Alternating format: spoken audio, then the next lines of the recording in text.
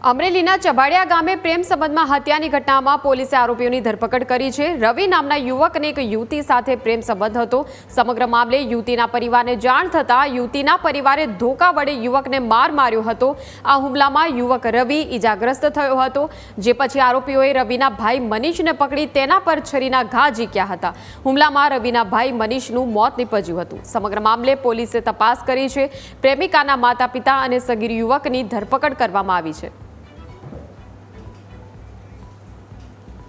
દુર્ગાબેન તુલસીબી માંડવિયાને રવિ અને મનીષ દ્વારા લાકડી વડે માર મારતા દુર્ગાબેનને માથાના ભાગે 4 ટાંકા આવ્યા। એવી ઈજા થતા આ બાજુ દુર્ગાબેન અને તુલસીબી દ્વારા સામાપક્ષે હુમલો કરવામાં આવ્યો અને તુલસીબીના દીકરા કે જે સગીર ભાઈના હોય તેમને આ દરમિયાન છરી લાવી મનીષ રાજુભાઈ બાહોબિયાને પાછળના કમરથી ઉપર પડખાના ભાગે ઊંડો ઘા મારેલ, જે બાદ મનીષને તાત્કાલિક સારવાર માટે ખસેડવામાં આવેલ અને એને મૃત્યુ થતા દામનગર પોલીસ સ્ટેશનમાં મર્ડરનો ગુનો દાખલ કરવામાં આવેલ છે।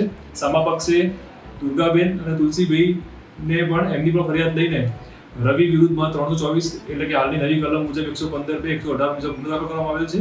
બંને દુર્ગાબેન અને તુલસીબેન હાલમાં 2 આરોપીઓની અટક કરવામાં આવી છે। આગળ તપાસ